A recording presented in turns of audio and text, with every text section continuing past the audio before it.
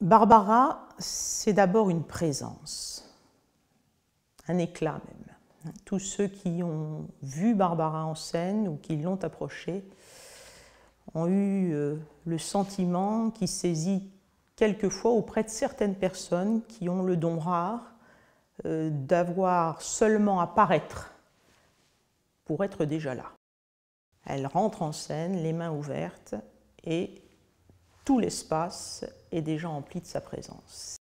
Sa présence est un rayonnement. Alors, à quoi ça tient? Je crois que la première chose, c'est que Barbara, c'est une présence radicale, au sens où soit elle est là, soit elle n'est pas là, c'est-à-dire soit elle s'en va. Je m'absente pour mieux donner, pour être plus généreuse.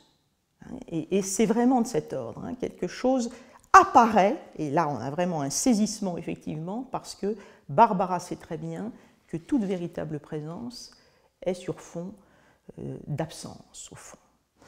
Alors, en témoignent plusieurs de ses chansons. Il y a notamment Les Amours incestueuses, qui racontent cette relation avec un jeune homme sensiblement plus jeune qu'elle.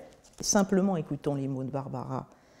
Mon amour, mon enfant roi, je pars et je t'aime, ceci est ma vérité du cœur de moi-même.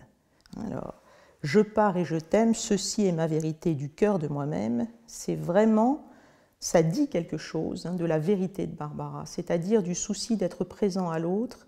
C'est la conviction qu'au fond, la conviction habitée, si je puis dire, qu'au fond, elle ne peut être pleinement présente que sur fond de retrait.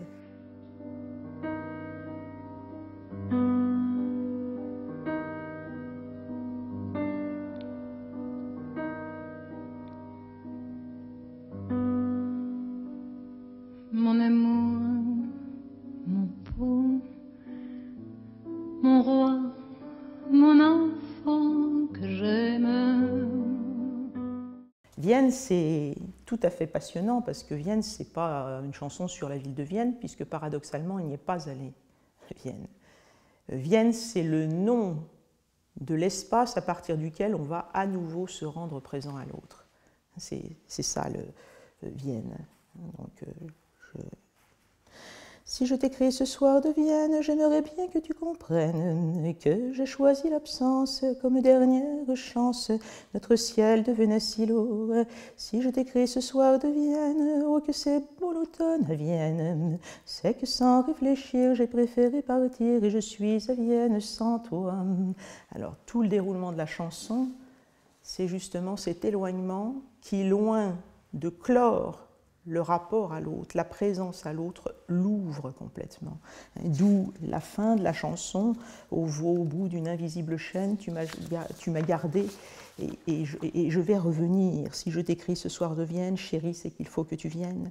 J'étais partie, pardonne-moi, notre ciel devenait si lourd, et toi de Paris jusqu'à Vienne, au bout d'une invisible chaîne. Tu me guettais, je pense, jouant l'indifférence, et tu m'as gardé malgré moi. Il est minuit ce soir à Vienne, mon amour, il faut que tu viennes. Tu vois, je m'abandonne, il est si beau l'automne, et je veux le vivre avec toi. Voilà, ça c'est Barbara. Ça dit tout de son rapport à l'autre. Il y a une autre interview qui est très très belle. On lui demande si finalement elle préfère chanter dans un cabaret ou bien devant 2000 personnes. Et elle répond devant 2000 personnes. Et ça n'a rien à voir avec le nombre. Pourquoi elle préfère ça? Elle le dit très très élégamment. Barbara, c'est quelqu'un de tellement élégant, d'une telle élégance. Elle dit je peux en scène devant 2000 personnes parce qu'il y a de l'espace, je peux me créer un jardin de silence à partir duquel je vais pouvoir me donner à l'autre.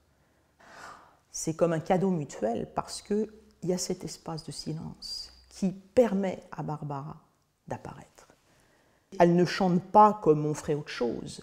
Bernard Cerf, qui m'a fait l'amitié, le neveu de Barbara, l'ayant droit de Barbara, m'a fait l'amitié de faire la préface à mon livre. Il dit « Barbara, c'est, comme Rimbaud, une œuvre-vie ». C'est-à-dire que Barbara ne fait pas plus de la chanson que Rimbaud fait de la littérature. leur lieu d'expression, pas moyen, leur lieu d'expression, c'est véritablement là où ils existent. Et évidemment, quelqu'un qui apparaît dans ce registre-là, c'est comme un éclat. Et c'est pourquoi la présence de Barbara est vraiment saisissante. J'ai vu Barbara la première fois en 1981 à Pantin. Ce soir-là, elle était presque aphone. Mais je sentais qu'elle était presque aphone, pas simplement parce qu'elle avait un rhume ce jour-là. On sentait qu'il y avait une atteinte de sa voix. Ça m'était tellement, tellement insupportable que jusqu'à l'entracte, je ne pensais qu'à une chose, partir et aller remettre un disque où je retrouvais sa voix intacte. Et puis évidemment, on ne fait pas des choses pareilles. Et puis on ne le fait pas non seulement pas par politesse, et même en l'occurrence c'était plus que ça, par amour. On ne le fait pas. Mais je suis restée et les gens chantaient à sa place. C'était incroyable parce qu'il n'y avait plus au fond que la présence. Et c'était bouleversant.